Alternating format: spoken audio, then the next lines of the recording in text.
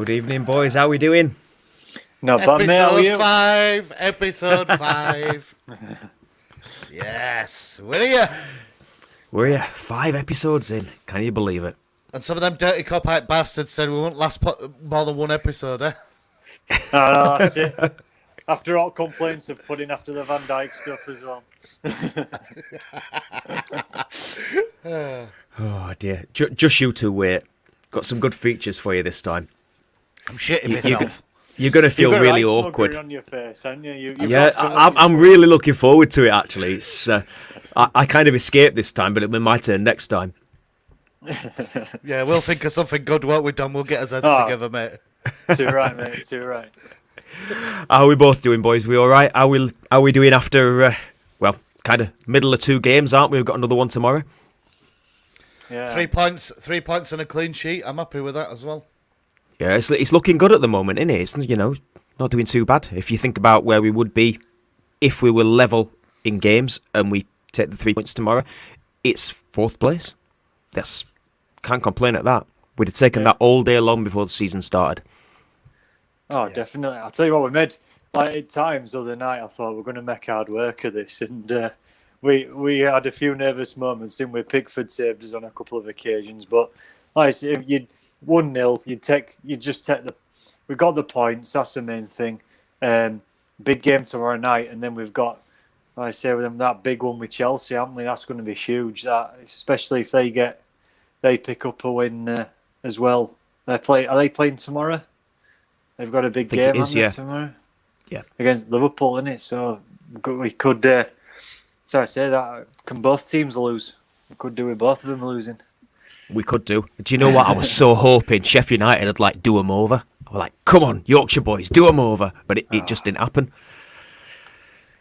No, mind you, they were winning last time I looked tonight. Every time you see Sheffield United winning a game, you look for a pig flying outside, don't you?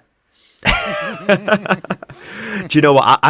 They're one of them teams that coming from Sheffield, I just kind of really want them to do well. Because most of my family are Blades, and I really want them to do well. But this season, I can't help but think they're a shadow of the former self from last season. And let's be honest, as clear as it is that Man City are probably likely to win the league this season, it's pretty much guaranteed the Blades are likely to probably go down. And that, I don't know how I feel about that, if I'm honest. I was happy when they came up. Can I just say, though, Tris, that I've just seen it confirmed full-time 1-0, so down to 10 men as well, so it's a good 3 points for the Blades. Yeah, definitely. So they managed to hold on. So let's hope for their sake we can actually manage to take... No, Villa not at all. Not at all. That's a damn good result for them. Grealish FC, they're having a good season, aren't they? And then obviously the main man's out, and they've lost to Sheffield United. It's mad. That is a cracking result for the Blades. Can we laugh? I'm not laughing until we played them twice, because we got after getting turned over by Fulham at home. I'm not laughing until we played them We've twice. got no room to laugh whatsoever, have we, Fulham and Newcastle? We make a habit of we always lose to promoted teams, don't we? Yeah. Like we lost to we drew with Huddersfield the other year. Like last season we lost to Sheffield United, and we always this year losing to Fulham. We always make hard work of it. And the best team in Europe as well. Don't forget the best team in Europe. But they're champions of Europe, the best coach ever, aren't they? So that don't count. Just think a little bit about that, boys. Just dwell on that a little bit. But yeah, that is actually a cracking result for the Blades. And to be honest, if we can manage to take 3 points from tomorrow against West Brom, that's going to help them a little bit as well. Not that I think there's much help in them, to be honest. I think realistically, looking at the table as it is, there's not much chance for them. But you know what? Got to give them a chance, haven't we? I wish them well, mate. I really do wish them well. They're very, very humble and very down to earth, pretty much like how we are. Unlike other teams from Yorkshire, we'll mention them later on. We'll not mention.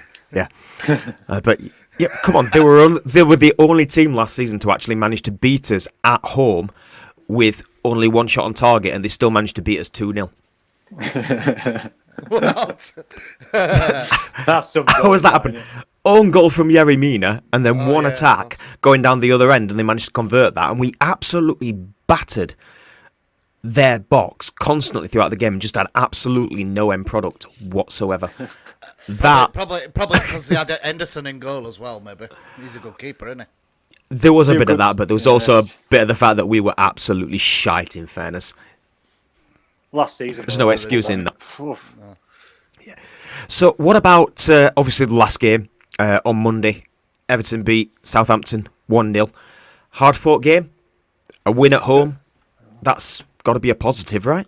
Yeah, absolutely. Just winning at home. You know, it's obviously, like, his form's been dreadful, hasn't it, for our standards this season? Terrible. It's been awful.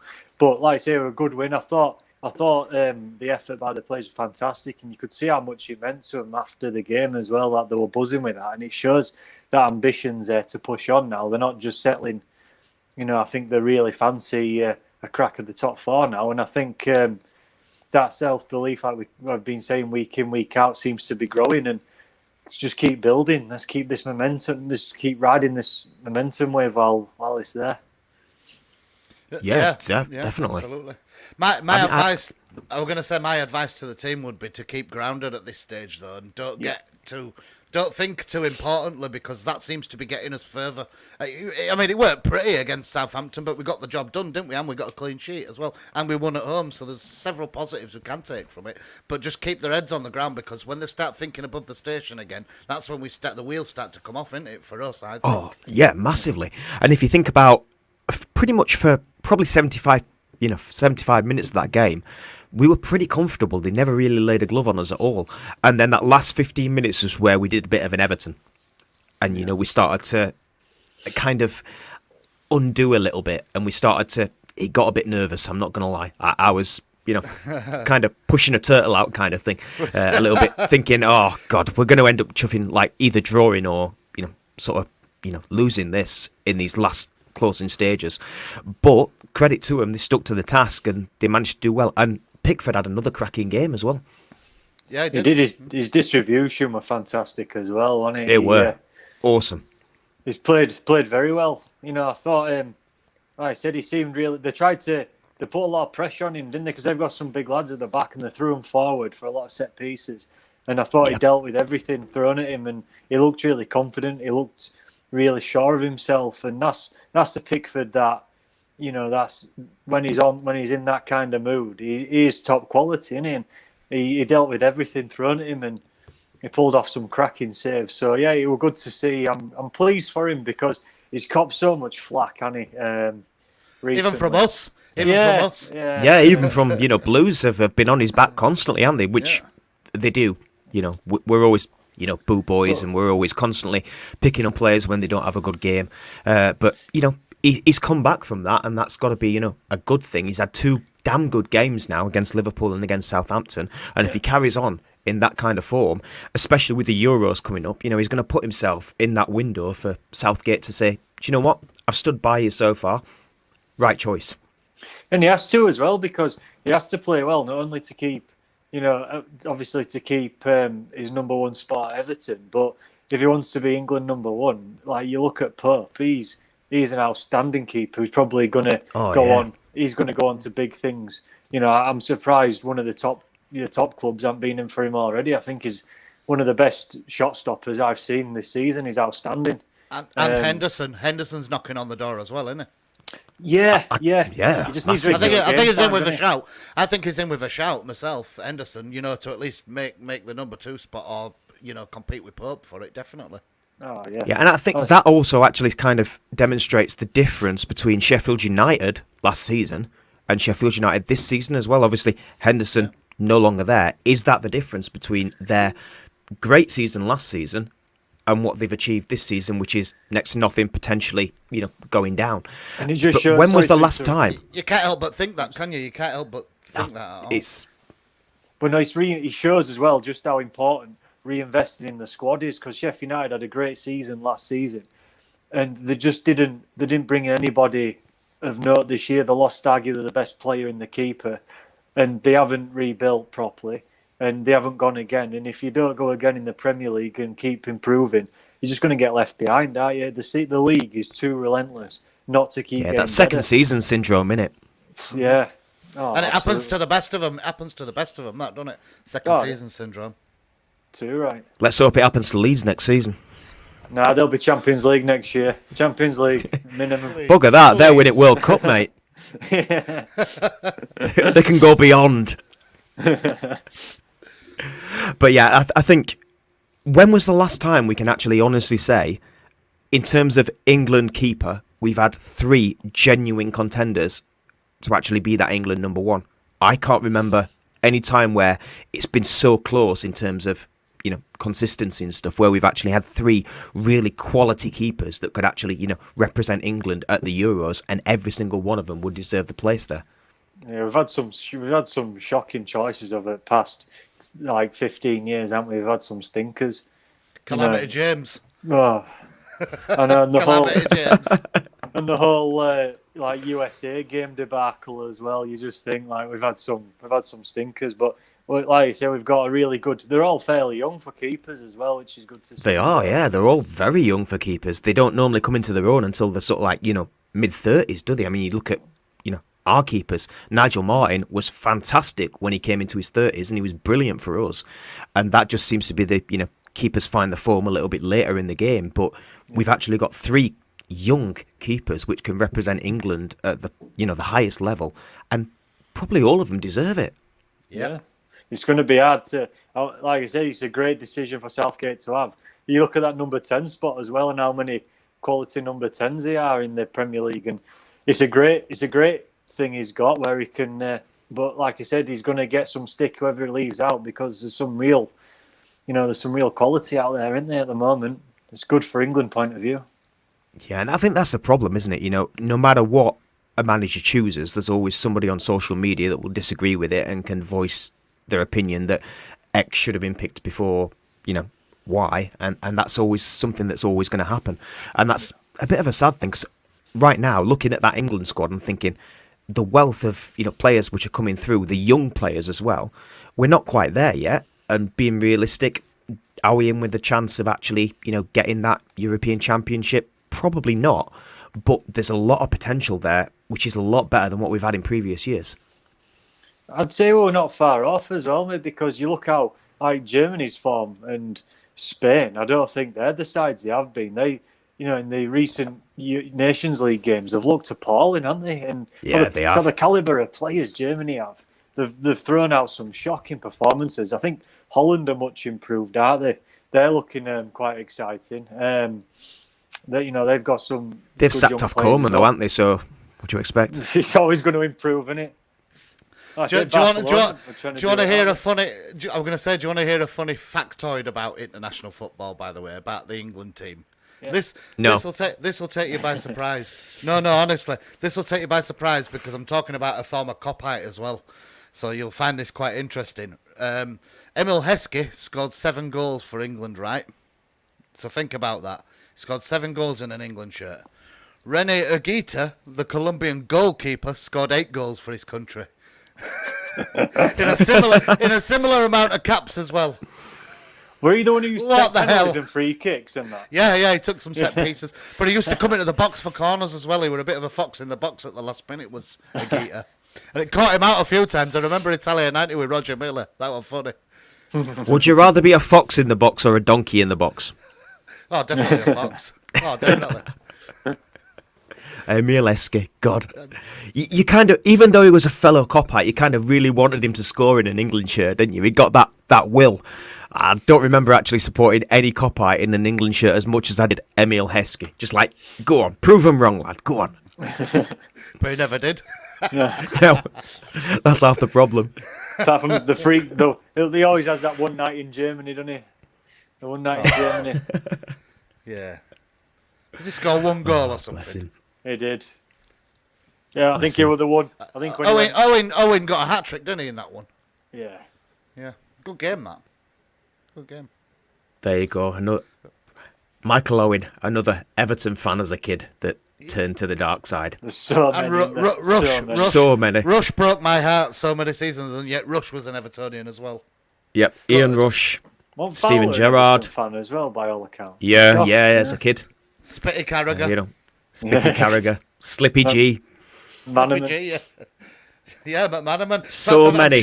I'm sure McManaman was about to be taken into the Everton youth team and chose Liverpool, yet all his family were Evertonian, I'm sure of it. And you know what the worst thing is about it? That all of those are essentially Liverpool legends, aren't they, as well? Yeah.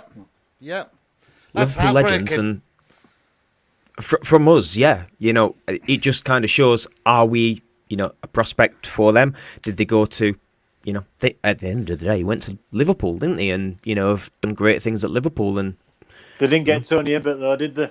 Tony Hibbert. Tony Hibbert. Listen, I've been watching videos on YouTube about Tony Hibbert, you know, and there were one showing some footage of the FA Youth Cup from a few years ago, and Hibbert scored a screamer from about 30 yards. Did everyone riot? Hibbert scores, we riot. I think you were only about 16 or 17, but it was a screamer. When I get a chance after this, I'll show you both the link. You'll piss yourselves. It's so funny seeing him score a screamer. Oh, do you know what? Tony Hibbert, though, cracking Everton player. Solid player. Solid defender. He was. Tell you who else Liverpool did not get. Umanias. Yeah, they never got any ass. They never gave him a locker. No. But they took Abel Xavier off us, which were good. That seemed like a shrewd deal at the time, didn't it? Shame they didn't take, you know, Aruna Kone or any of them as well. Antolin Alcaraz. Jesus Christ. He were a shocker as well, wasn't he? We've had some absolute shockers over the years, haven't we? We really, really have. Yeah. Yeah. God, just thinking Alcaraz. Richard Wright, so much promise, but it kind of rhymes with a swear word for me.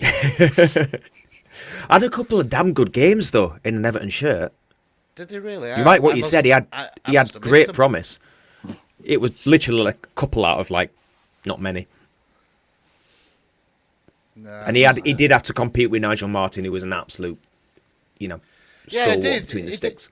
Yeah, he did, Tris, but I think what happened was they brought Richard Wright in as supposed to be, because of the fee that paid for him, something like 5 million, which were a lot of money. It was quite a lot.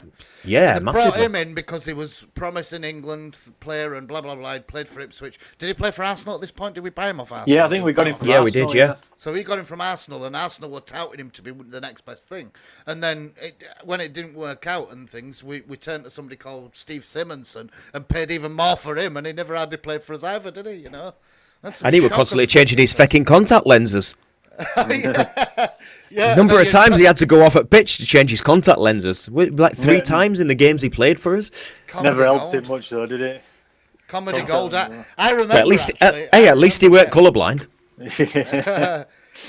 Yeah, that's true. I remember a game where Tim Howard played, and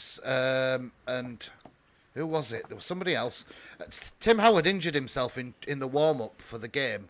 And then a keeper came on. I can't remember the second keeper who came on, but he then got sent off after 10 minutes. So John Ruddy, the third choice, had to come on, and he kept a clean sheet, and he played. God, I remember that. Do you remember the game? Yeah. I can't remember who it was that came on. No. I can't remember that one. I can remember the game, and I can remember the substitutions and thinking, what the crap is happening here? And this is the exact reason why... two subs up, didn't we, for keepers? Yeah, this is why Carlo Ancelotti puts 2 keepers on bench, innit? Yeah. I just thought I'd rather put 2 keepers on than put Delph on bench. I'd rather put a keeper at left back than Delph. Can you remember good old Davy Moyes putting Phil Jagielka in net for that one game? Yeah. But he was a keeper, weren't he, when he were younger originally a keeper, at United? Yeah, he'd be dependable wherever you put him, Jagielka. What a that type of player. Servant, He was that type absolutely. of player. And in Sheffield, when he played for Sheffield United, he played in virtually every position, didn't he? In that team. Yeah, he did. Played up front. Cracking player. It shows how fit he is and what a professional he is. He's still playing now at the highest level, still playing in Premier League now. 38, 39? Yeah, and he's still, like I say, I think he got sent off tonight by all accounts, but he's still, like I said, to be playing at the top level at his age. What a fantastic achievement that is. He's taken some. Yeah, at one point he was actually the quickest player in the Premier League when he was playing for us. It must be about 5 or 6 years ago now. He was actually registered as the quickest player in the Premier League in a season. He's been an athlete. Yeah, he's a quality athlete, isn't he? I'm just going to Yeah, check and that. Tom, he'll always go down as a legend. Definitely. I'm going to check that and see if it was him. Yeah, well, 57th minute got sent off, Eyup. I didn't know that. I didn't know Jags got sent off. Oh, And you know it's not going to be a malicious challenge. He would never like that. It'll have just been one of them late, Wrong place, I only wrong time. got a quick snippet of it on driving back on TalkSport, and they said that it was quite controversial apparently. So I haven't seen it. It's just what they've been saying on radio, like so.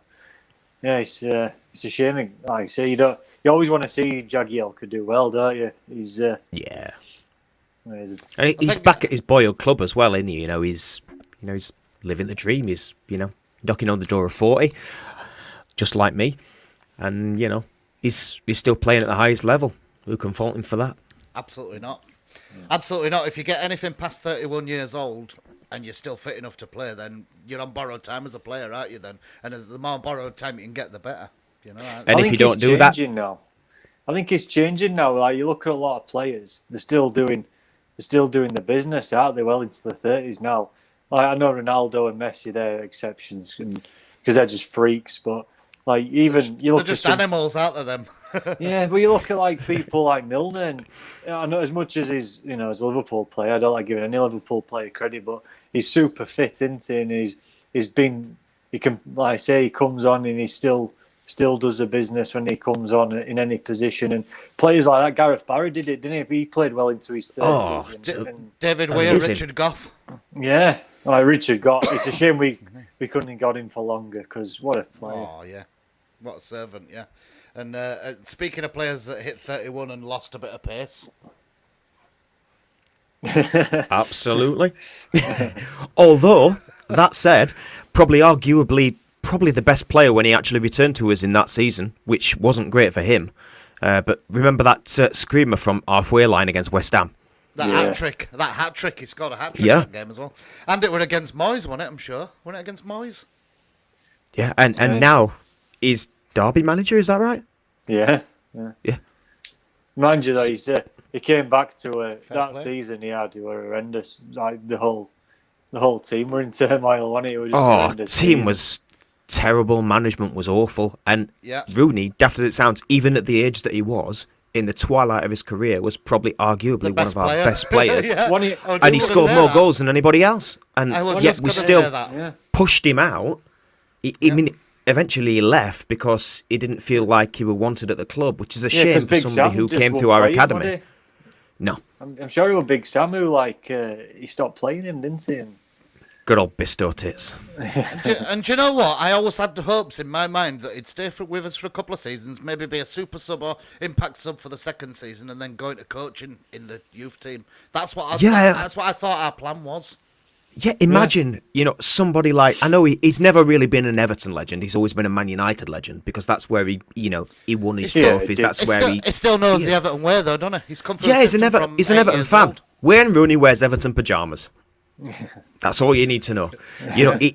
Every season he buys his kids Everton shirts. His family are from Liverpool, and in fairness to him, if Man United come knocking on the door at the stage of his career that he was at with the team that we had at that time, anybody would be mad to turn it down. And we needed the money as well. We did. The money that we got from his sale essentially saved the club in many ways. Yeah. And it was, I personally was like, great, Rooney's coming back. Yeah, he's past his twilight, but it'd be great to see him in an Everton shirt actually playing for us. And it just never worked out for him. With a lot of the boo boys, again, kind of focusing on the negatives of it. I bet he sold a load of shirts, and I bet it solidified our global brand as well in other countries. I bet the fact that Rooney came back to Everton sold a lot of shirts as well. Yeah. Whatever anybody wants to say about him, what a fantastic player and what a fantastic England's leading goal scorer. He's done great things at Man United. What a great person to have at your club. Irrespective of the fact that he's a Judas.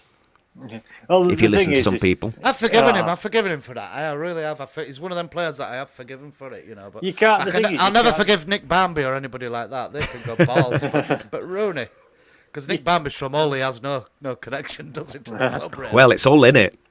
All with a silent. Something wrong with people from Hull.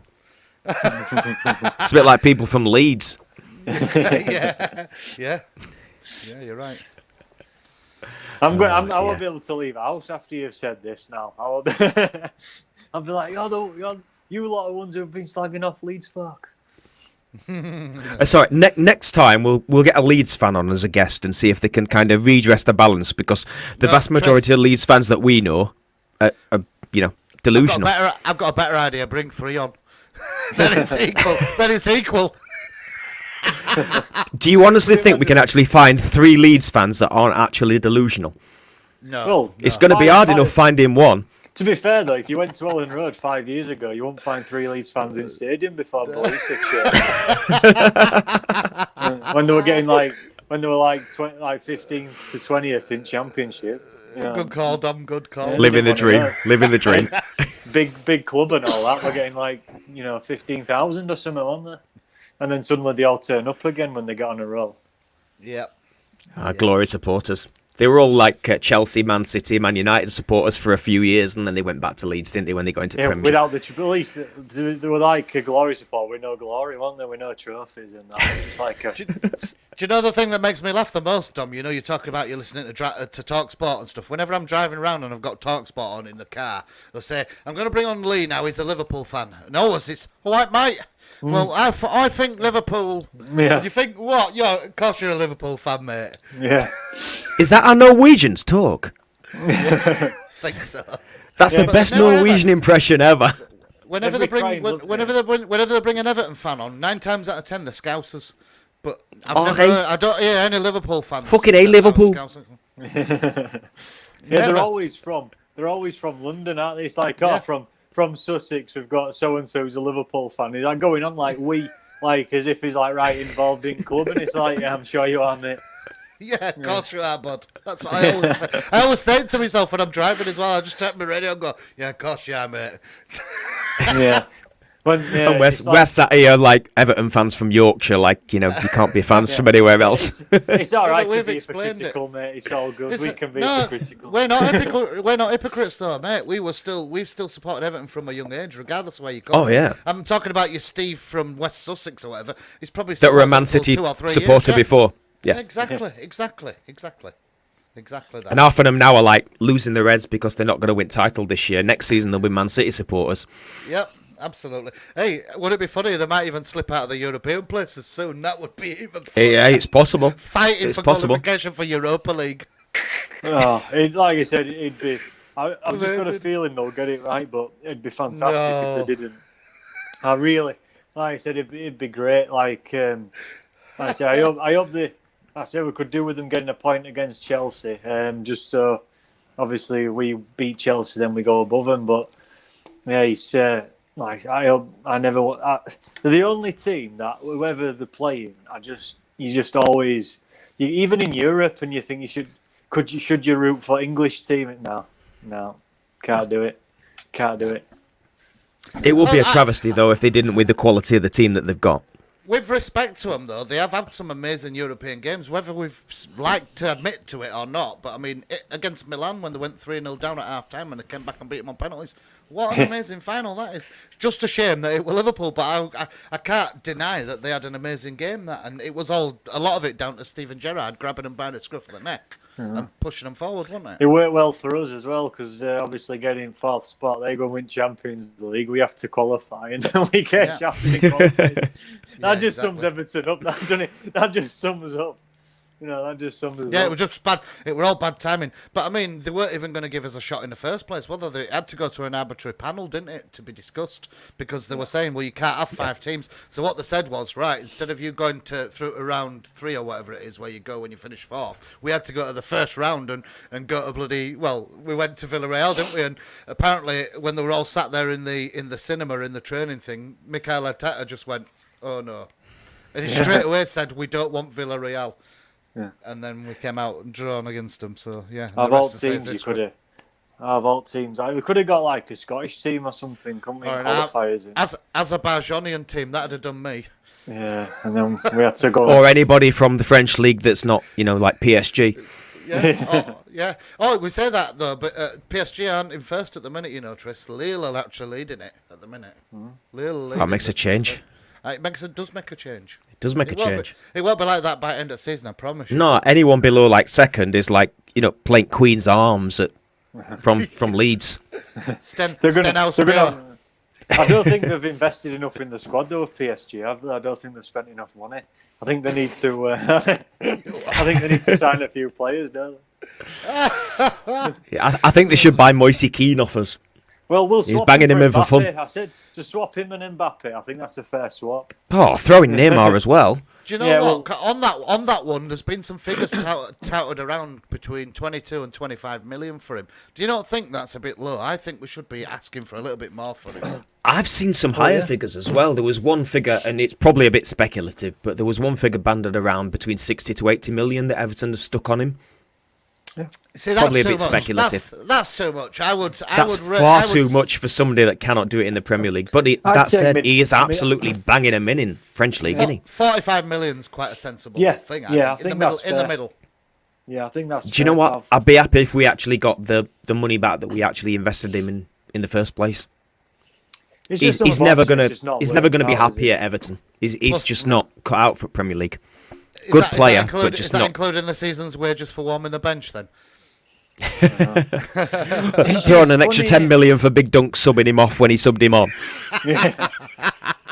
Yeah. Collateral damage payment. You can imagine this, can't you? You can imagine, the Everton legends at the minute, and they're interviewing former Everton players who would say, in about 20 years' time, we're going to go, so we've got Moise Kean on the show here. Moise, tell us your best memory of when you played for Everton. I think it was when Duncan Ferguson subbed back off. It's the only time you ever got any love from Evertonians. Yeah. Apart from Duncan. Oh, I gave him a cuddle in changing room.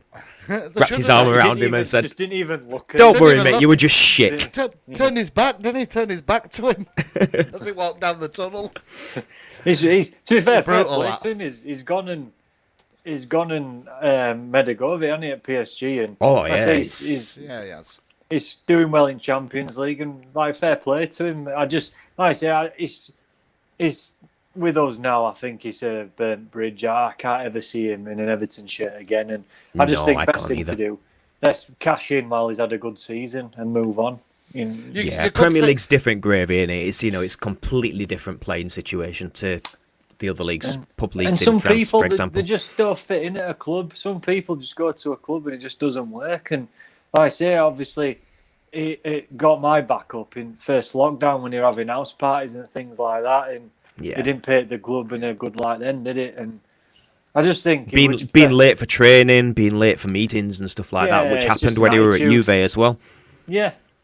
So, like I say, I just think best thing is cut ties, get cash in for him while he's had a good season, and let's see what's out there for us to move forward with.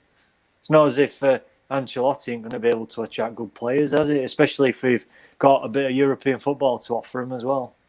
Yeah, and let's be honest. Moise Kean in the Premier League versus DCL this season in the Premier League is a totally different. They're two different players, aren't they? We need ideally to bring in somebody with a little bit of Premier League experience that can actually walk the walk rather than just talk the talk in a European league, and hopefully Ancelotti can attract that type of player. And if you base your findings on all of this, can you imagine somebody like DCL playing for PSG? Oh my God! He just he wouldn't say hat-trick every game. He could just stand on the 6-yard box, couldn't he? Just go, there's tapping. Yeah. Cheers, Neymar. Yeah. And you know what? I was thinking about that earlier when we were talking about sort of like players that have played for both. Sort of like West Brom and also for Everton as well before we came on air. And, Lukaku was one of them players. He was on loan at West Brom before he came on loan to us before we signed him. And since Lukaku left, a lot of our fans have been saying, we've never replaced Lukaku. We've never got a striker in of that quality. And they gave DCL the number 9 shirt. And we were all a bit like, myself included, we were a bit like, what the fuck's happening there? He's not a number 9. But if you look at how he's actually come on in the last 18 months since Dunk's actually been given the reins as an assistant manager and a coach to actually, coach him rather than just working on the bits in training that it was before, and under the guidance of the likes of Ancelotti, how he's come on in the last 18 months, if he develops in that same way in the next, 1-2 seasons, he could potentially be, if we get the other players around him that he needs to provide him with that service, he could potentially be one of the best number 9s that we've actually had in an Everton shirt, and one of the best players as a striker and a number 9 in the Premier League. He's come on that far, and finally we're actually starting to see, what everybody saw in him when they've stuck by him constantly. And doesn't that just show that as fans looking from the outside in, we're looking at them and saying, oh, he's not good enough? Because literally, I was one of those people, 18 months ago, I was looking at him saying, I like him, but I can't really see him as a number 9. I don't think he's going to get to where we need him to be. He's not going to be that striker. But you look at him this season, totally different player. Yeah, I think if someone said at the start of the season, is he ever going to be a 20-odd goal a season man like Lukaku, you'd laugh, wouldn't you? Because he just didn't seem like the kind of, he didn't seem the kind of striker that's going to take us to that next level. Whereas I think he's like an old school man where he's good at holding the ball up.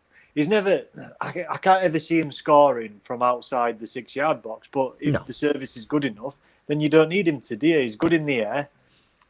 He finished, like you said, in the penalty area, is lethal. And it all depends on, with a striker like that, you have to have the service. And when the service has been good, he's cashed in this year. But like we've seen when Dino were out injured, and Iwobi obviously can't beat the first man a lot of the time with a cross. So we've struggled. He's been isolated so many times in games, and I felt sorry for him. And then when he's got it right, he's made sure that he's cashed in. And but his work rate though is amazing, isn't it? Really, even when he's not getting that service, he's pulling back and he's going out wide and he's picking that ball up and he's holding that play up and he's working his absolute arse off. He's a proper centre forward, the old school, exactly like you said. I was going to say I read an article not so long ago about Rhino when he was at Sheffield United, when he was in charge of the academy, and he saw DCL coming through as a 15, 16-year-old and said, this guy is a beast. And you could tell when he went to watch the match, it was same as watching Rooney all over again in the youth, because there was one player that stood out that had the physicality of a man playing with the boys, and that was DCL. So he's seen it, and he must have had some influence in him coming here when he came to Everton. Yeah, absolutely. The key is, though, for him, it's hard to judge him just on one good season. If he can do what Lukaku did and backed it up for a couple of seasons, then he's the real deal. Whereas, we've seen it a lot of the times where one player's had a fantastic season and they've never kind of hit them heights again. I think it's very important for us that we get the best out of him by making sure that the team plays to his strengths and we get players in who are going to, feed him the service that he needs, because he's that kind of man, isn't he? You leave him up in the 6-yard box, he's going to get you goals. And like I said, for all the work he does off the ball, we just want him just to finish. He's there to score goals, isn't he? So if let's hope that not only this season, but moving forward next season as well, he keeps going. Because I remember years ago when Harry Kane had his first good season, I'm not saying he's as good as Harry Kane by any means, but people were saying, "Oh, it's Harry Kane." No, it's better. England's number 1, and then people were saying, "Oh, he's going to be a one-season wonder," and he just carried on getting goals after goals after goals, and season after season. And let's see what Calvert-Lewin can do after 2-3 seasons. It's going to be exciting to watch him keep going, really, because I think he's only going to get better, hopefully. Yeah, definitely. We've had a lot of those one-season sort of wonders, haven't we? You look at BT, even, Yakubu. He had a damn good season. Jelavic as well, who's retired this week as well, by the way. They all had really good one seasons, and then beyond that, they never really gave us anything that was worth sort of keeping.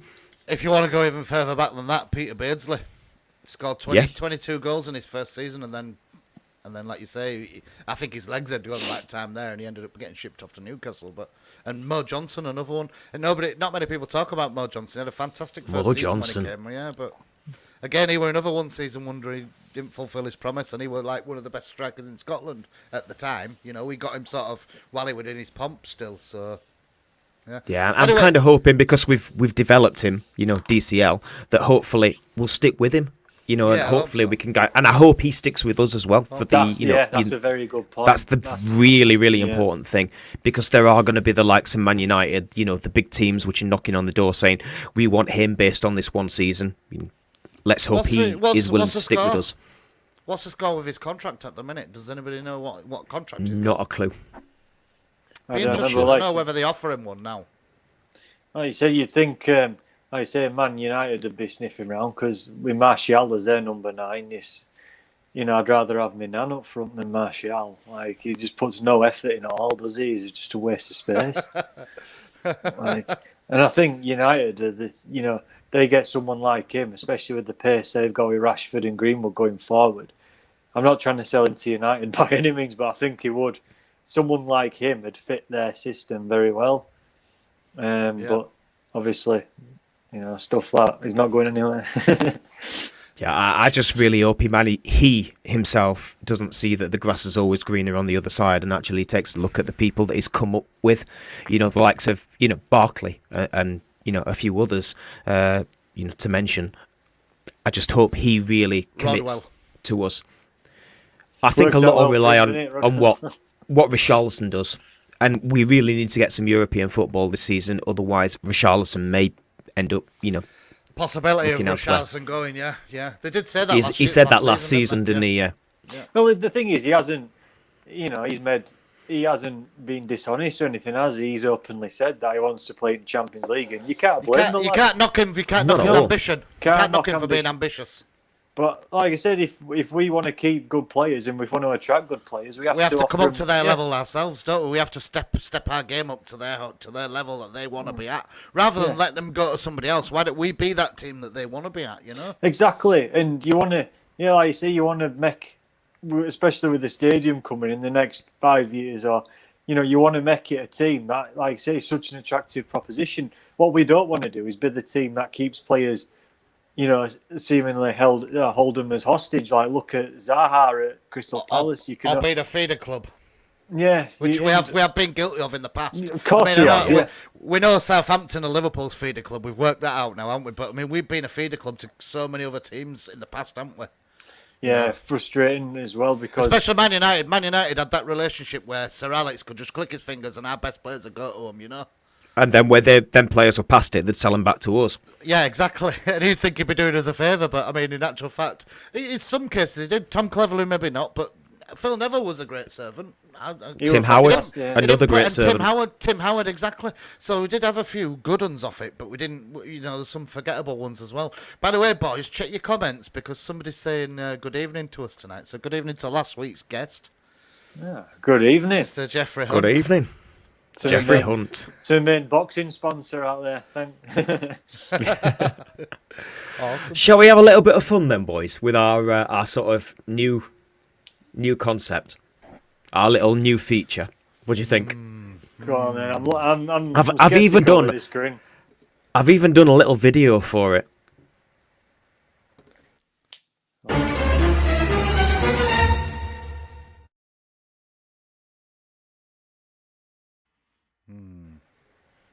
Very. Does that fill you with dread?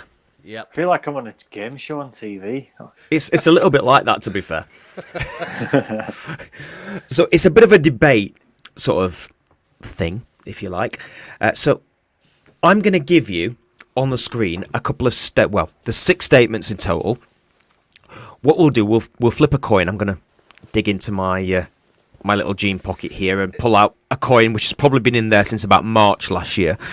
Is this to decide who's going to be for it and against it? Who's going to be first at for and against? So what there's going to be the 6 statements, and you're going to, with each statement, one of you is going to try and argue for it, whether you believe it or not, and the other one is going to try and disprove it and argue against it, whether you believe it or not.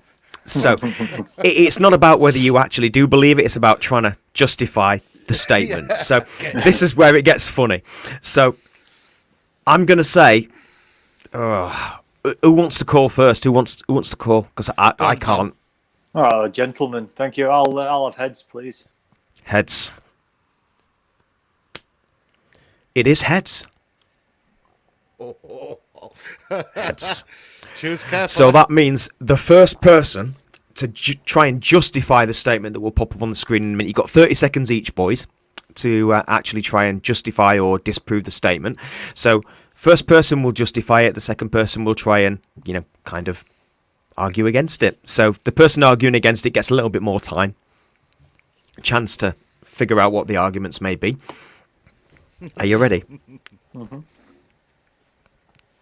Dom's looking confident. He's got in that sort of like boxing mentality. He's crinking the neck, breathing deeply. That's because I've been sparring today.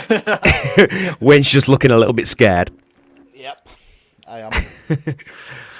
So you're basically trying to put the best argument across, and then after it, each one of those statements, I will decide which has put the better argument for. And not all of these are Everton related, by the way. So it could be quite... This is where it gets interesting. This is where it gets interesting. So,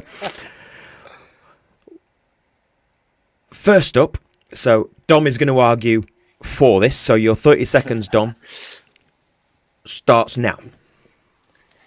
Right. For me, Jordan Pickford is England's number one because he's proved time and time again on the international stage that he's reliable. He's a big game player, and that's why Southgate has stuck with him in the big games. You look, he's a penalty taker, so in a tournament, you need an extra penalty taker. Pickford's a man. He's never let England down. So if he's picking on reliable players, Southgate, which he seems to do, he seems to like his certain core of players that he trusts. I very much believe that Pickford is in that clique where Southgate knows he can rely on him, and until he lets England down, which I can't see him doing, I believe that he will be England's number one. And there's your 30 seconds. That's a very convincing argument. So, Wayne, how am I going to do this? Well, you think he's got kind of T-Rex arms, so focus on that point a little bit, and we'll see who wins this argument. Okay, so Wayne, your 30 seconds. You've got to argue against that fact. Start now. Well, I think Jordan Pickford's not England's number one because the simple fact, I'm not going to dig at him personally because people say he's got T-Rex arms and stuff like that. I don't agree. I think somebody like Alisson should denounce the citizenship and come and step in for England, I think he should become a citizen of England, Alisson, and he should become the England keeper. Have I got extra time? How do I... You've got about 10 seconds left. Oh, well, and if all else fails, stick Jagielka and he'll be all right.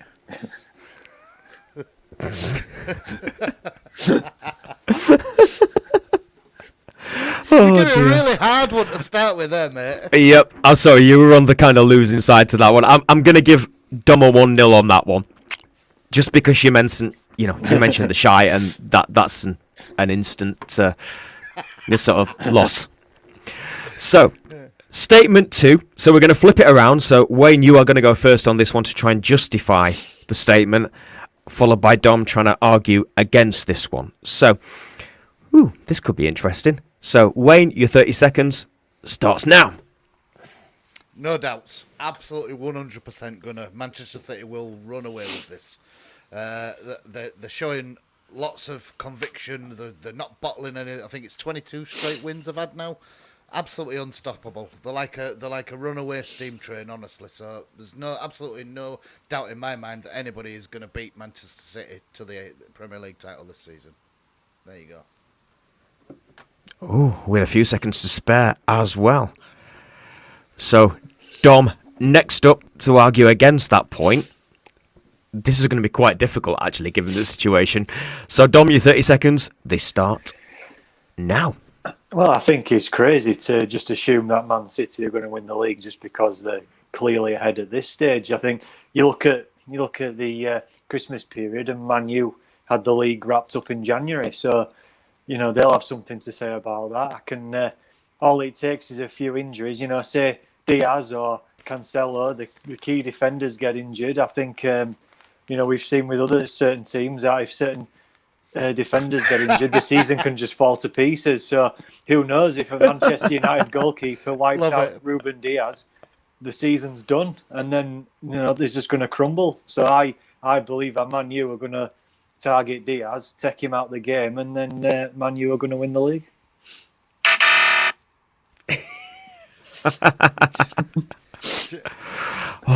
That is a really tough one to call, actually. That is a really tough one to call. So, oh dear. It's 2-0 Dom. It's, do you know what? I'm gonna call it. It is definitely 2-0 Dom. But don't worry, Wayne. You do have 4 other statements to be able to sort of pull this back. So we're gonna flip it around again. So with this one, Wayne, you're gonna try and argue against it. Dom is gonna try and sort of put for this one. Oh God, I'm sorry, Dom. I really am. Have you done? Your 30 seconds starts now. Leeds United have the best team in European football, purely based on the manager. The manager, although he's not won a major trophy, is clearly the best manager in the world because all he does is just all-out attack. And because all he does is just throw players forward. They might concede 7, but I'll tell you what, they might score 3. And that's exciting football, and that's all fans want to see. So the reason why they're the best team is because the manager has got League One players just charging forward, running 15 kilometres a game, and just, and they know full well that they'll score 3. But even though Man U will put 6 on them, they'll score 2. And even though... Oh, got it. There's his 30 seconds. Oh, that was a pretty good effort, to be fair. Considering this isn't fair, he's better at this than me. They are genuine. Yeah, but you can get from Leeds fans. I know. But you can get your own back here, Wayne, because the thing is, Dom don't believe that. You do. Yeah, but you're going to give me over 30 seconds when I can just say one word to that, and that's bollocks. But do it. Wayne, your 30 seconds to disprove that statement starts now. Leeds United have the best team in European football. Who the hell wrote this? Who the hell decided to say this? Is it the 15,000 Leeds fans that pack Elland Road and so much so that they can't even open the East Stand Upper because they don't get enough fans in to fill it? Or is it football pundits? I don't think it's football pundits because they all love Liverpool and Man United, don't they? In fact, they're that far up their asses. So Leeds United being the best team in European football. Is that the European football for ball boys? Or is it maybe the under-9s? I don't know. It's not the fucking first team, that's for sure. Have I run out yet? No. On that Bielsa.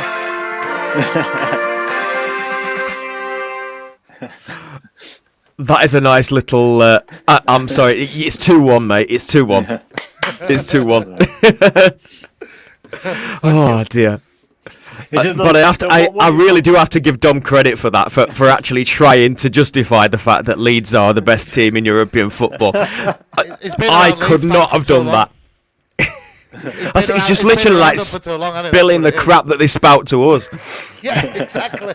I told you, mate, just recycle quotes from people. Yeah.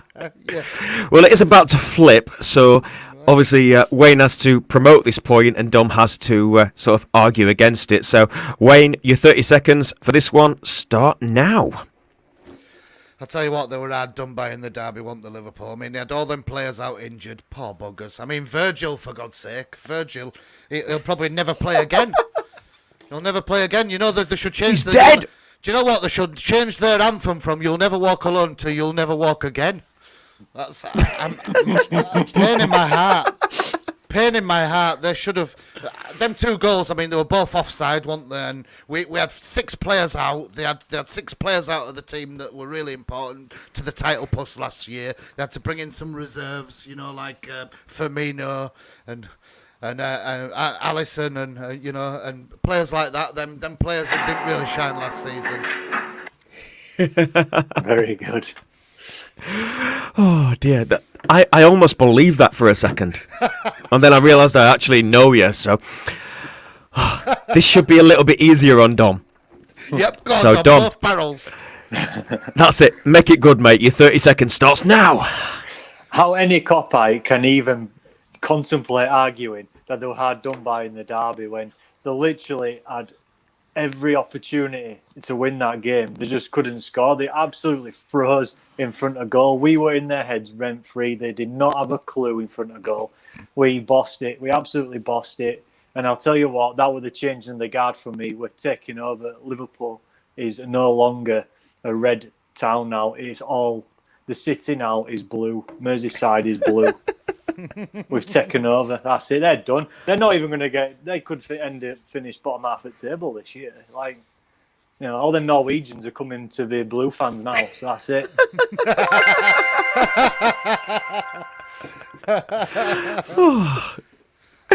I think that's Norway, even Norway's blue. Norway's blue. they remove the red from the flag and everything. They have to update all the iPads and everything now. What are the new screensavers on the iPads? 3-1. Come on, Chris. I- You've got to give him it.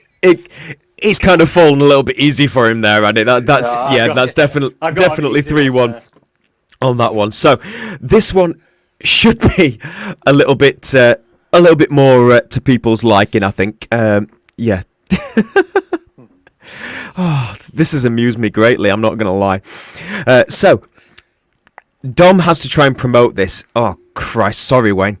This is the law of the coin toss, this one.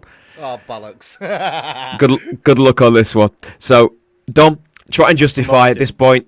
Your 30 seconds starts now. Promote this one. Everton are the people's club because you look at the city, all the people around that stadium are all blues.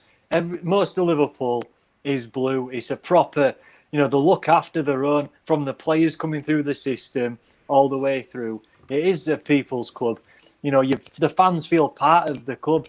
We're not international. We're not like Liverpool that have got fans all over the world, and like your Man U's and all these so-called bigger teams that are just funded out, from other countries. We're a proper, genuine football club with massive history, and we're a massive club, and that's because of the fans, the loyal support, the people that'll turn up and fill out Goodison week in, week out, regardless if we're in the Premier League or League Two. We'd have a sold-out Goodison every week because we have genuine fans who care so much about the club.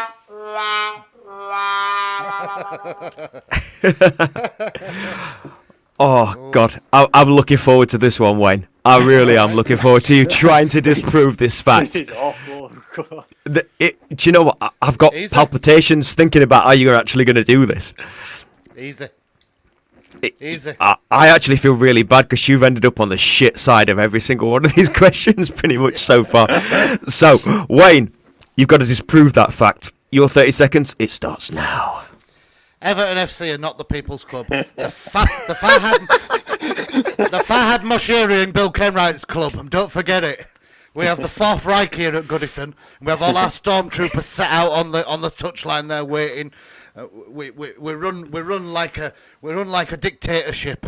It belongs to Moshiri, not the people. And it's our year this year. Oh shit! No, that's Liverpool, isn't it? Oh, Jesus. Have a good time.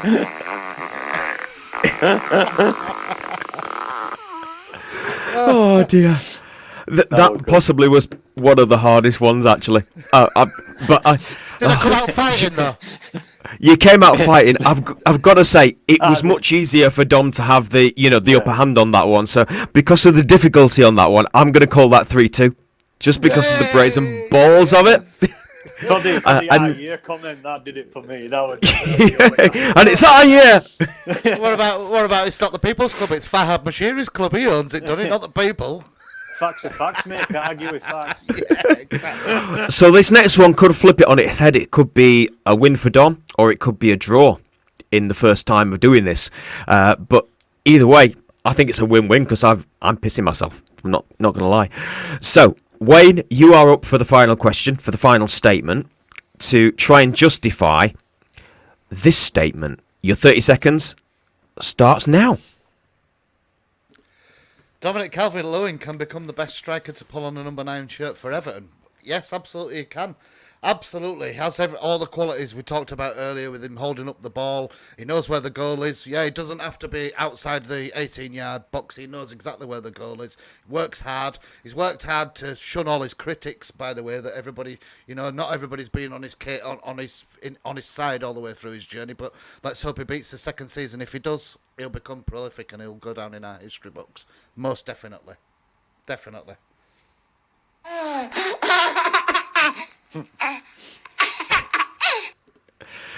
Oh dear. So, Dom, you've got to try and argue against that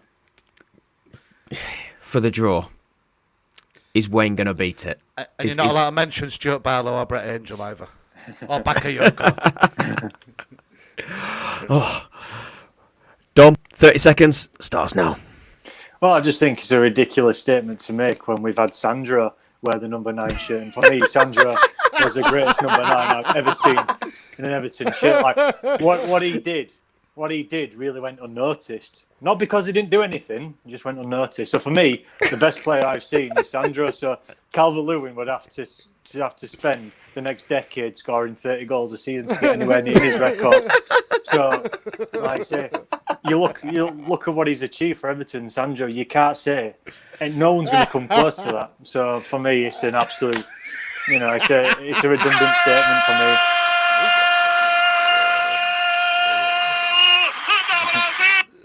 That's an open and shut case, definitely, mate. Just for mentioning Sandro, I'm sorry, but that takes the win. That is 1-0 to Dom in this one. Well done. Well played, boys. Well played. It's 1-0, because remember, we'll get you involved as well. That's true. 1-0. Oh God, that was funny. Just for mentioning Sandro. Honestly, I don't think I've laughed that much in a long time. Oh dear. I thought we were going to even bring Coney into it as well, but you didn't. I didn't want to get silly. This is a serious discussion, Awesome. Oh God. There's so many players you could have brought into that last one, but bringing Sandro in, I'm sorry, that was the winner for me. Oh, Dom definitely wins that one. So can we talk about our shirts, by the way, Tris? Because we haven't. I think we should do. I'm probably a little bit invisible again, though. I seem to like these kind of yellow ones. It is a good shirt, but yeah, it's. Watch, I'm a bit invisible again. It's. Oh no, it's not that bad. Just this kidney. I love how the Chang doesn't. The Chang stays there. It's about the only one that it has done. All the rest have kind of like stuck together. So this one was. Look at the badge, though. Yeah, looks like a 2-year-old drew that, doesn't it? Yeah, a bit like our logo, to be fair. Same sort of thing going on.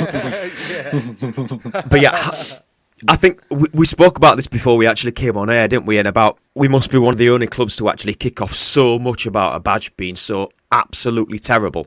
But then after we actually changed it, we've been pretty shit, to be honest. It was a bit of a shitstorm since.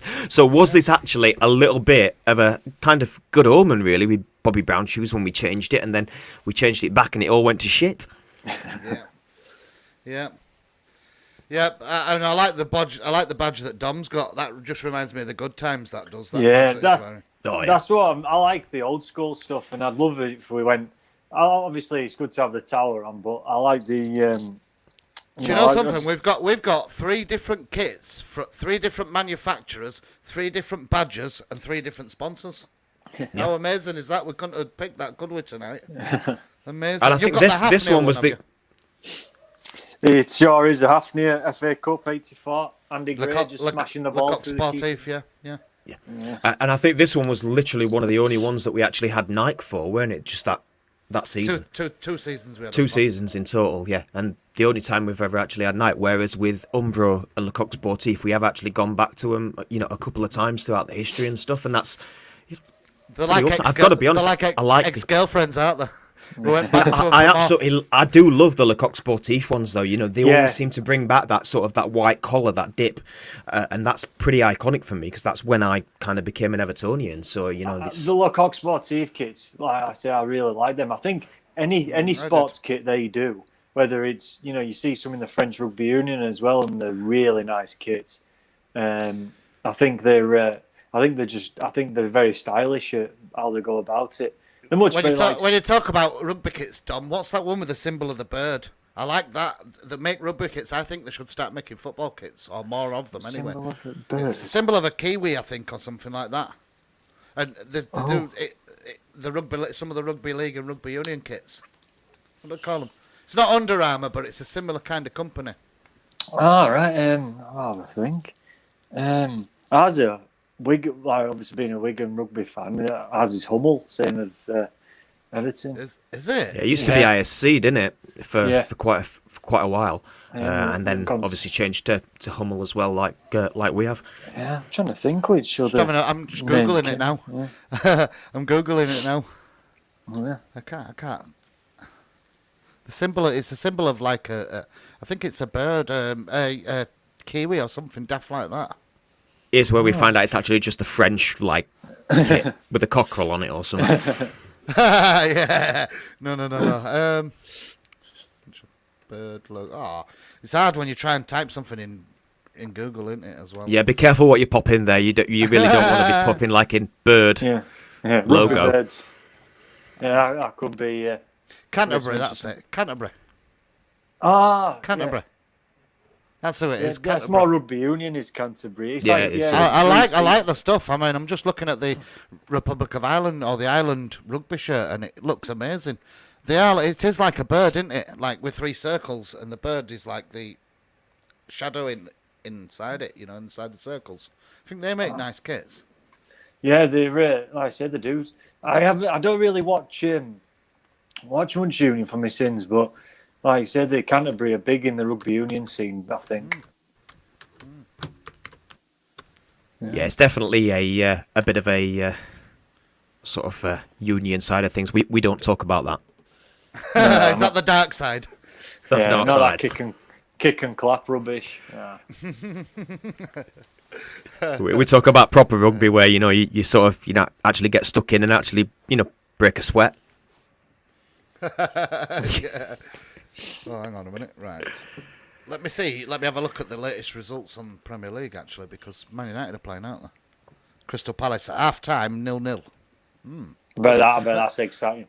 Good result for Burnley. Good result for Burnley, getting a point against Leicester, don't you think, lads? Yeah, and he held that. That's good for us. Yeah. Definitely good for us. That's good for us as well. It's definitely good for us. Yeah. Leicester dropped some points. Fair play to Leicester, though. They're still fighting, aren't they? They've hardly got a team, have they, at the moment? They've got loads out. No, they're still managing to turn in, results in spite of that. We say it's a good point for Burnley, but given their, sort of injury crisis and everything else, it's probably also a good point for them as well. Burnley at home or away? Yeah, Burnley at home. Yeah, with Turf Moor. Yeah, so it's a point away for Leicester with a team which is pretty decimated as well. That said, they've not had as many injuries as us. They've had more injuries than the Copites, yet they're still battling on, and people haven't given them enough credit for that, have they? I mean, we talked about it in a previous episode, didn't we, about Leicester, about their injury problems, but they really are decimated. Yeah, really. It's like, it's great. Like, I think they've got like Maddison out, Barnes, Evans at the back. Vardy's in and out at the moment. He's still nowhere near fully fit. That's 4 key players, isn't it? And that's the thing, isn't it? It's key players for them in really key positions, which are really, really important for them, rather than just Virgil van Dijk being missing for a season. It's just one person, and they're folding. Whereas the likes of Leicester have got key players out in multiple positions and are still managing to pull in them results, even away from home, and actually, get points on the board. And they're still up there fighting. You've got to give them credit for that. That's why we all were like, yeah, they've won the league, underdogs and everything else. They've got that fighting spirit. Whereas everybody's like Liverpool, they've got one player out, he's died. Hey, fuck them. Well, they sat him out. I loved how they sat him out, me. Just like when we were playing him in the derby, and they sat him there, didn't they? As if to say, look what you've done. This is your fault. Look what you've done. They could have literally like put him in a pot and everything, like pot arm, pot leg, wheeled him out a little bit like Andy from Little Britain. Yeah, you can imagine him running on and scoring a goal and VAR giving it, can't you? Like Little Britain style. Or winning a penalty for him. Yeah. He's fallen, tripped over his crutch and won a penalty for him. Have you boys actually seen the sort of stats that came out about the impact of VAR sort of for this season on various teams? And for once, we've actually done pretty well out of VAR, which has not happened in any previous seasons. We've actually had more decisions sort of overturned than what any other club has, and about time as well. Yeah, absolutely. Considering the previous years, where VAR, what is it, like a couple of seasons now where VAR has been in existence, we've been on the back end of really poor decisions. And the good thing about those stats is that VAR has overruled the referee's decision to correct them where the decision was wrong. So they were correct overturns, so nobody can argue on that. It's not like VAR's give something which is controversial. They were the stats that said Everton have had the most overturns from referee decisions based upon what VAR have seen, and that's pretty good. Liverpool were second, by the way. So at least we're above them. Yeah, we're above Liverpool finally. We'll be above them for a few other things after tomorrow night, hopefully. Oh, being a touch wood. Well, I think it's worked in our favour, definitely in the derby, because you imagine, like with a call like that, there's no, because the referee can kind of clear his accountability, can't he, for the decision he gives now, because he can go to VAR or whatever, and he always gets a second look. No way does the referee have the cherries to give us a penalty at Anfield in a Merseyside derby when we're 1-0 up. No referee gives that penalty if there's no VAR. So the fact that there is VAR has really helped us out there. And it's kind of... it's definitely. It's kind of... It's legitimised it, hasn't it? With the fact that VAR have said, take a look at the monitor, he's gone over it, and instantly he's looked at what he's seen and gone, I agree with my initial decision. He's kind of legitimised what he initially gave. Yeah, it was not, like you say, you can say what you want. I've heard people try and defend Alexander Arnold, but he lifted his leg up and made contact. If the rules are now, if you make contact in the box, it's a penalty, isn't it? You see a lot given that, you think, oh, that's not a penalty, but that's how it goes nowadays, isn't it? They just get given. Only thing I have to say is, why was there no card? Well, yeah, because by the letter of the law, if it's a penalty, clear scoring opportunity, why was there no card, even a yellow? I said this last time. Do you want another laugh as well, right? I'm just looking at the Premier League fair play table. Guess who's at the top of the fair play table? The shite. Ow! Ow! How are they at the top of the fair play table? And guess where we are? Not far off. We're in 16th. Only above West Brom, Arsenal, Fulham and Sheffield United. That's a good season for that, 90s, isn't it? So we're talking about VAR going everybody's way and stuff like that. Not necessarily. I mean, Liverpool have escaped a lot of cards, haven't they, by the looks of it? Well, yeah, if you think about that derby alone, Salah diving like he did should have been given a card. Instantly should have been a card. It was legitimate dive. If that had been an Everton player, the Everton fans would have been on his back straight away. Yeah. It should have either been a card or we should have held up 9 or 10. Top bombing. Triple back somersault with Pike. Yeah. Well, it's like it just shows there's no consistency, because I'm sure I might be wrong, but I'm sure Dele Alli got booked for diving a couple of weeks ago in a very similar. Yeah, and the thing is, if he got booked for diving, why they're not booking other players? Surely there's got to be a consistency. Well, now they've got technology, they can say this is this. If any player dives, it's a card. Well, the thing I don't understand is, Dom, the first and the last retrospective ban and fine came from Unias, and they've never done it since. They made an example out of him, and then they've never followed through and done it since to other players. I don't understand. I don't get it. And we are talking. Unias was the groundbreaking one, the first one to happen, but it's never happened since. And the thing is, as well, it wasn't even a clear-cut simulation. Not like the Salah one that you look at. And how many times has Salah actually done that in various games throughout? He should have actually been given a card in that. And my personal opinion, and this may be biased, but I personally, if a player does that, whether it be an Everton player, Liverpool player, any player, it should be an instant red card for simulation like that. And that's because we need to stamp it out of the game. Yeah, it gets on my nerves. Go on, sorry, Dom. I'm just agreeing with you guys that I can't stand it. Like when you see from our players, like when Richarlison just throws himself on the floor, and the problem I was about to say that. And the problem is he's crying wolf all the time. And one time, we're going to really need a free kick in a situation because he wins us a lot of free kicks and he's fantastic at doing so. But there's going to be one time where referees just going to add enough and just think, and they're just going to let it go, aren't they? So I think he's got to be careful, because I think teams know you can see the team's frustration with him. They know that anyone gets near him, he's going to do a Grealish and just jump on. Slightest touch and he's down, isn't he? And he's rolling around like a Neymar.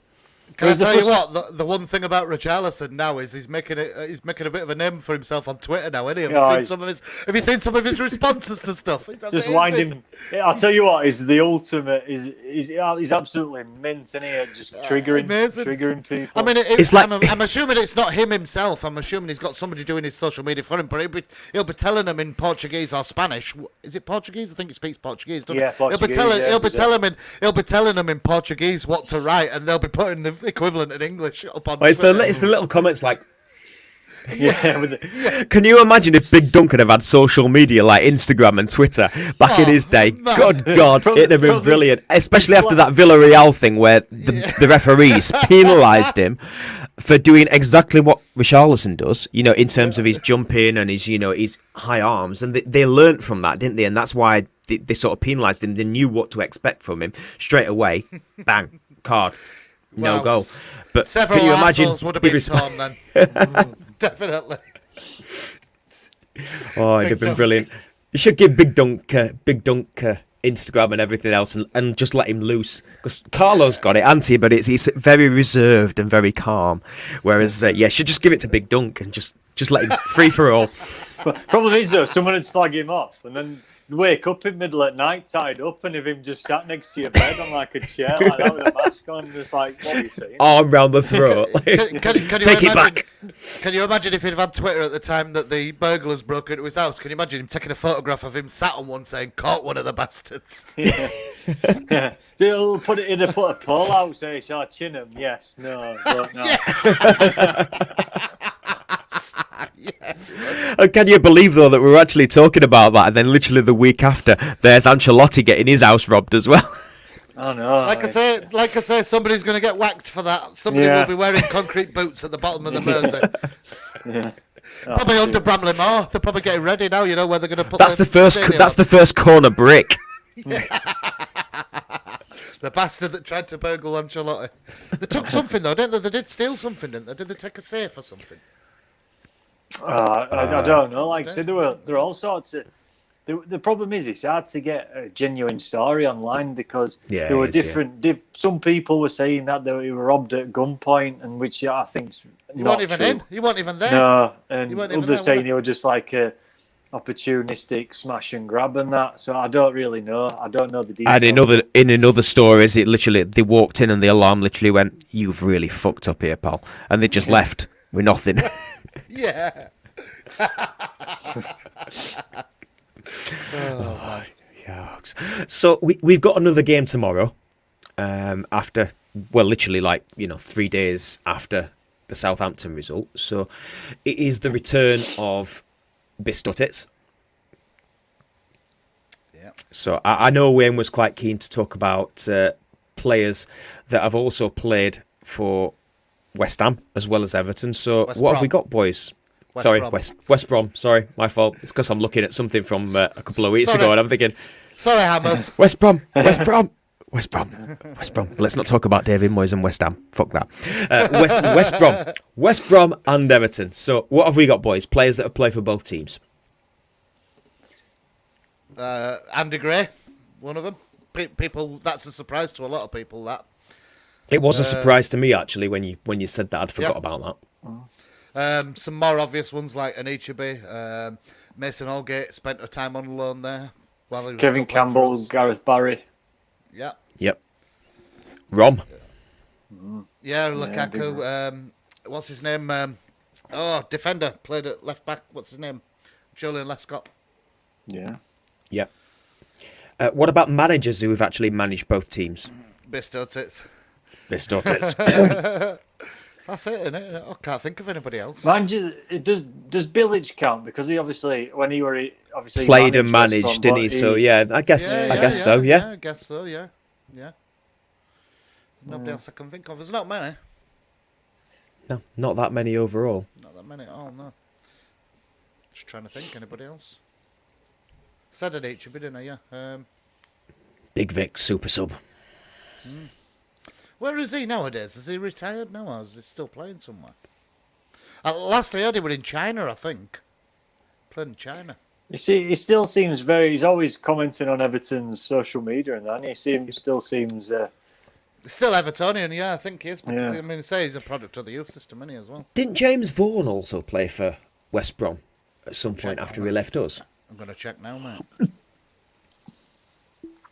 Jamie He was Vaughan. a prospect, weren't he? Well, he were going Just to never quite worked he out. were going to be a prodigy, wasn't he? And then just never.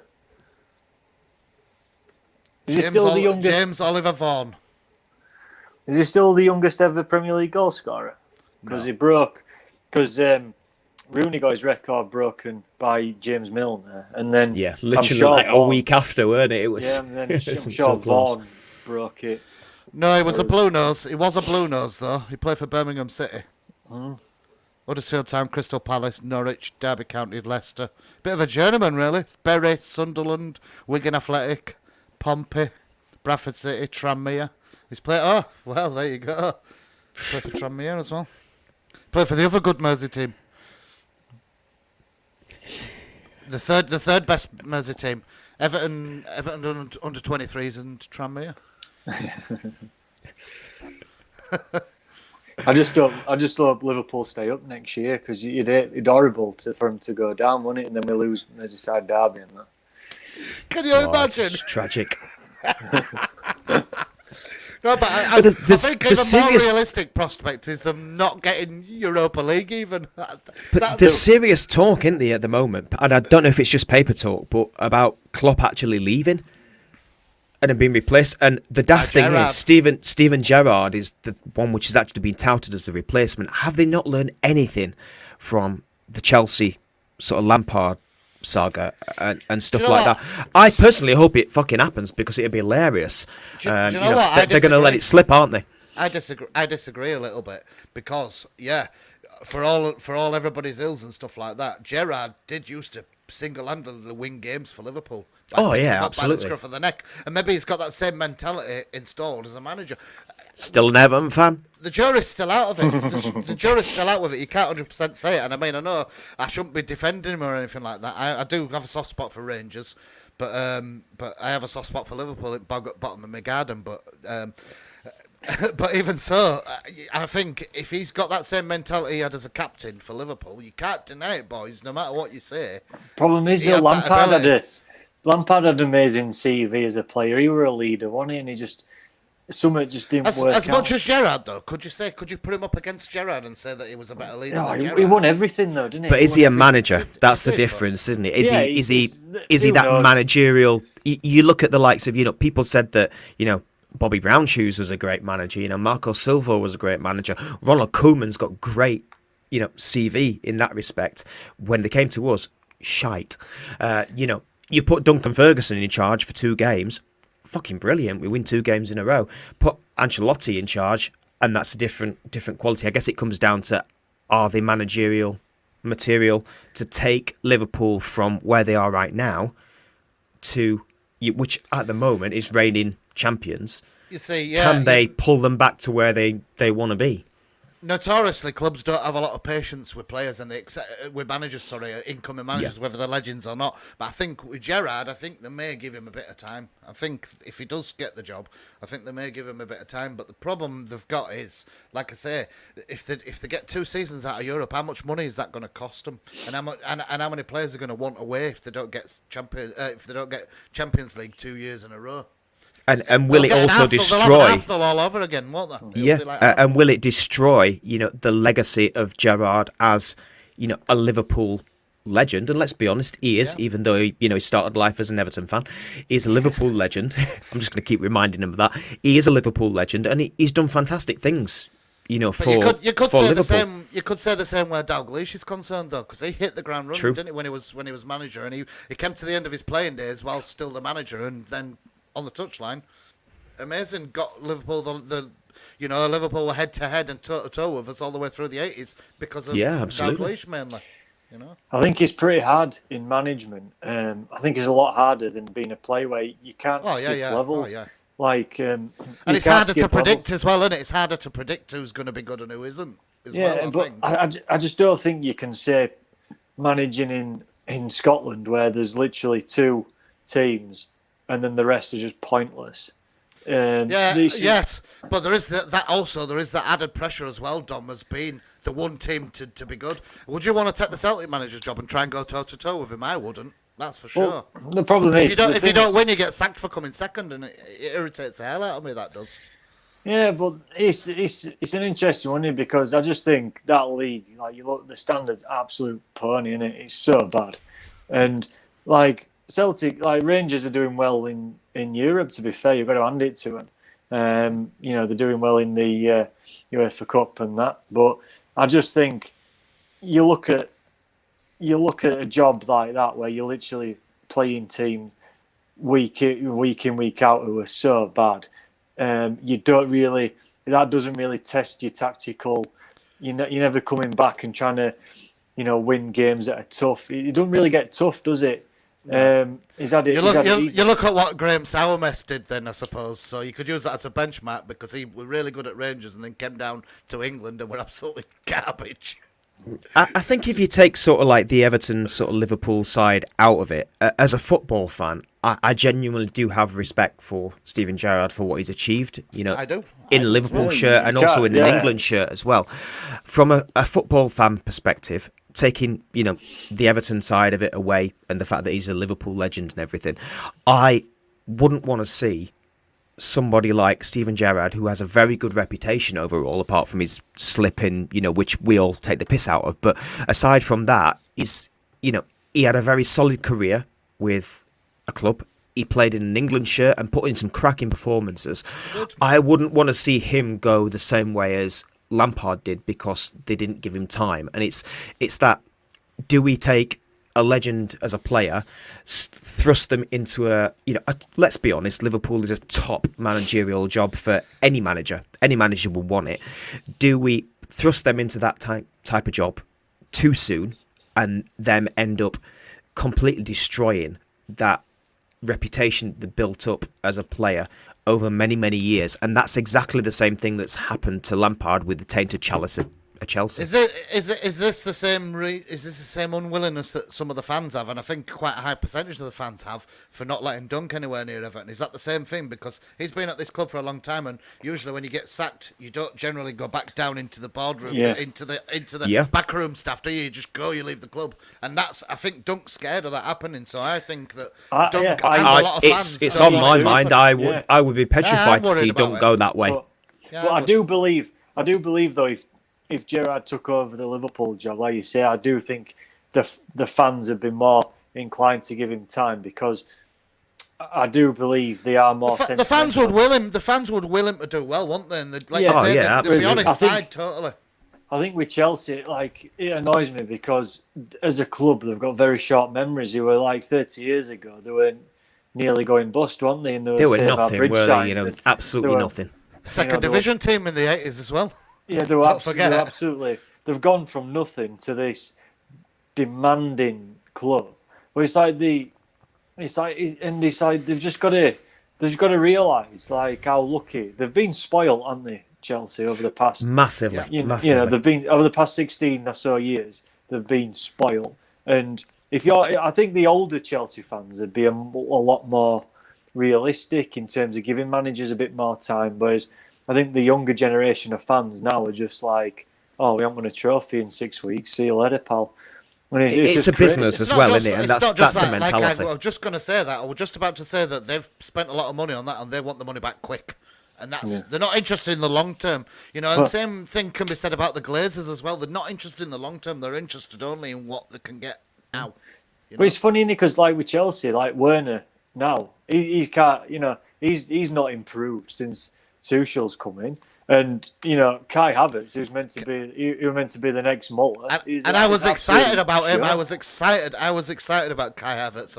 I watched him when he played in the Italian league, and it goes back to what we say about players not always being able to adapt to the English game. And I think just like Moise Keane as well. He's come to Everton and not done the business, but then you've got a massive star like Werner, who should be, and he hasn't. Yeah, and Havertz, and they just haven't, and it just shows the difference between the English game and the European game, and it doesn't always work out for him, and that's evident by both of those two players.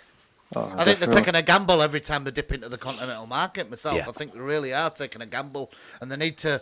I mean, all right, they've got really, really good scouting system, of people who actually watch these players from youth level right through to how they are now. But again, I think you're taking a gamble every time you go and try and bring somebody in, and only the bigger clubs seem to be getting it right, don't they, at the moment? But they'd also say that the gamble is dipping into like the Championship as well. But look at Ben Godfrey. Yeah, unbelievable signing. Absolutely amazing this season. And I'd love Max Aaron's doing well. Max he is. Yeah, Max Aaron's is quality. Anyway, boys, I'm gonna have to say see you later because my phone's about to die. Ladies and gents, if you'd like to subscribe and donate to give Dom a better battery for his phone, that'd be brilliant, or a webcam, that'd be great. Yeah. I'm not doing an OnlyFans to pay for it though. So you'll tell us anything. That's cop-out behaviour. That's cop-out behaviour, definitely. Right, boys. Great. Thanks very much for having us again. No worries. We'll see you. We'll see you tomorrow and discuss the game. Right. Catch you later. Bye bye. Catch you later, buddy. Bye bye. Always Dom dipping out of. It's the iPhone, innit? It's the iPhone problem. It don't last quite so long. But told him we need to get him converted. Convert him to Android. Come on. That's it. Or like PC and like proper setup type thing. But you know what? Do you know what he's done well? He's managed over an hour and a half, which is quite good for an iPhone. Even when you're doing stuff, let alone when it's just on like standby. But we have sort of nearly finished anyway, but I guess we've got one sort of burning thing to sort of still discuss, which is tomorrow's game against West Brom. How do we think it's going to go? I know we spoke about it last time, but, who knows? Can I ask, do you know whether Alan's going to be playing or not? Rumour, there is doubts. The last rumour from what Ancelotti said within the press conference is that he's possibly unavailable for the game. Is that gamesmanship? Is that him playing mind games? Yeah, clever? I don't know. If he's not, we saw obviously Tom Davies rested against Southampton. I know they're different players, but with the way that West Brom set up, it's not going to be too different to the Man City, to the the Liverpool defensive sort of setup. It's going to be like two rows of brick walls in it. Let's be honest, that's what it's going to be like. It's going to be two buses parked smack on that 18-yard line, and I can't really see unless they start to push forward and we start to pick them off. I think it's going to be a bloody hard game. It needs to be like Southampton, just a snatch and grab. Just get the goal when you can and then hold on to that. But, I mean, Southampton game, going back to that very quickly, were you like me in that game where you were screaming for him to get a second goal just to kill him off? Yeah, just kill him off. I mean, the commentators were saying it. Yeah, Southampton did not look at any point up until the 75th minute like they were anywhere near the same quality. It was a rout. Everton were comfortable. We got the goal. We should have put it to bed. And that's the one thing right now that we're not quite doing. And we've always been guilty of that, not finishing teams off. And we really should have pushed forward. And I think that second goal that we did get that was disallowed, rightly so, for offside, would have sealed everything over. And I think after that, we kind of... It set us back a little bit. And it was a well-worked goal. Very, very clever. Free kick set piece, and it unfortunately Holgate was just a little bit offside, and rightly so it was disallowed. But I liked Richarlison's as well. I liked Richarlison's goal, cracking finish, running off the ball and rounding the keeper. It was amazing. That absolutely brilliant amazing. finish. His composure to do that, his composure to do that were brilliant. I mean, he could have hit it first time and probably still scored, but he didn't. There were a defender on the line as well, so. Yeah, and when he actually took it round, it was quite a tight angle to get back in as well. Brilliant goal. You can't fault him for that. Cracking goal. And that's 2 in 2 games for Richie. And, hopefully that's... If we can start getting him firing as well, who knows? What's your prediction then? Come on. I know I said last time that I think I said we were going to go for a 3-1. I think last time. Excuse me. Oh, sneeze. Bless you. I think it's gonna be harder. Yep. Good. I'm glad you're seeing it that way. I said it were going to be a really tight affair, but I think we'll still win. I think we'll win by the single goal. I think it's going to be 1-0. I think it's going to be one of them that goes either one way or the other. It's not going to be an in between. It's either going to be a really, really hard for sort of 1-0, 2-1 type affair, or we're going to absolutely run away and destroy them, like every other team seems to have done against West Brom. It depends how he sets up. Can you see it being a Newcastle or Fulham, though? That's the thing I'm really wary of. Really wary of that. I'm always wary about that with every single lower lower level club that we play. We never quite turn up. Luckily, we're away from home, so which is our advantage, and you never would have said that last season, would you? Not at all. It's the other way around now. If they were coming to Goodison, I'd have been a bit like, oh, that's going to be tougher. But I think because we are away from home, I do think we will win. It's that unknown. There's a lot of factors in this one, with it being Allardyce's, sort of return against an Everton team. He knows a lot of these players and how they play. Yeah, that's going to play into it a lot. It's going to be one of them games. Realistically, any prediction that we make is going to be a tough call. It is, but then you look ahead to the Chelsea game. I mean, we're playing them at Stamford Bridge, aren't we? So again, it's another away game. I think we're playing at Stamford Bridge, are we? I think so, yeah. And it's another one of them, because when was the last time we beat them at Stamford Bridge? I can't remember the last time we beat them at Stamford Bridge. So it'd be another one for the stats to look into, really, wouldn't it? I'm feeling, to be honest, I feel more confident about getting a result at the Chelsea game than I do against West Brom. Yeah, shouldn't think that way. It should be the opposite way round. And realistically, on paper, it will be. But just knowing our form this season, I don't know. I'm just more troubled by the whole sort of West Brom result. Oh my God, Trish, you are going to be shocked. Honestly, correct me if I'm wrong here, lads. Anybody who's watching this, correct me if I'm wrong, but the last time we won at Stamford Bridge, according to this, is 1994 in the league. Wow. No way. I don't believe that. 1994. Glenn Hoddle was in charge. And on the day, the new Matthew Harding stand opened for the first time. That was the last time we won at Stamford Bridge. 94. Well, we won at Anfield. We can win at Stamford Bridge.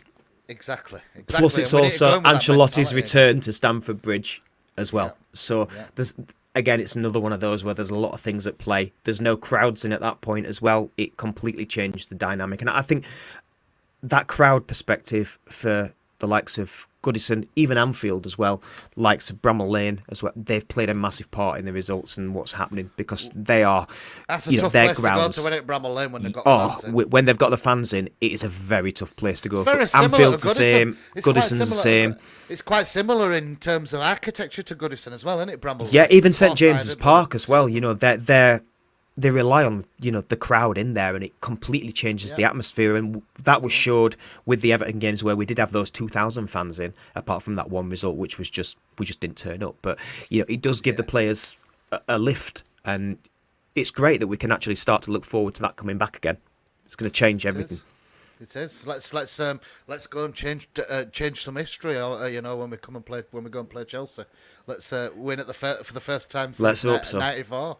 What the. I can't get my head around it. I honestly did not think it was that long ago. 27 years.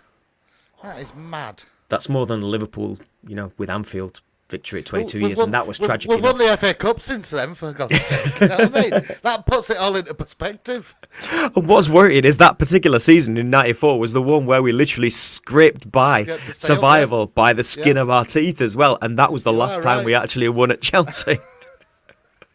Mad, isn't it? That's absolute madness. That is madness.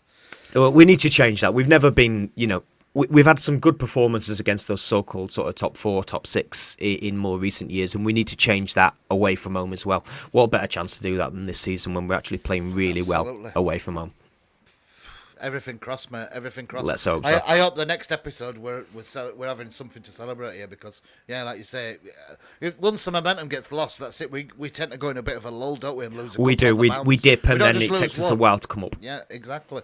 So let's hope. Some more wins. Yeah, let's hope Bisto Tits is drinking his Bovril while Ancelotti's drinking his tea, and let's hope it's a good result tomorrow night. I'll certainly be watching.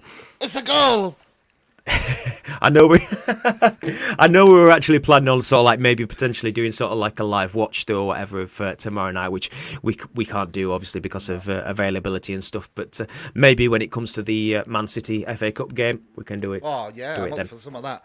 up for some of that. It might be. It's one of them games as well where we might be on for 10 minutes and we might have all launched our PCs out of the window. Or Quite possibly. There might chance a weakened team because I'm more bothered about the league and we might be able to get round them. But I mean, with the way it's Who going knows? at the minute, you can't honestly say that we've got a more than a 50% chance of winning that game because we haven't. They are just on fire, aren't they? They are. They are on fire. Absolutely. It depends who they field and whether we turn up, doesn't it? That's the main thing. Absolutely. But let's hope tomorrow's a good result for us, and then we'll take it from there. Awesome. Thank you for watching, everybody, and don't forget episode to 5. Tell your mates, like and subscribe us on YouTube and etc. Absolutely. If you want to come on the show, come and send either myself or Tris or Dom a message. Absolutely. And, get on. we'll Even if you don't support Everton, come on. Give us some abuse, Yeah. Bring on the banter. But hopefully you've enjoyed this latest instalment, and we will see you next time. Thank you very much, guys. Take care, all. See you later. Fingers crossed Take care, we get a nice result tomorrow night. Yeah, absolutely. Take care, guys. Bye-bye. See ya.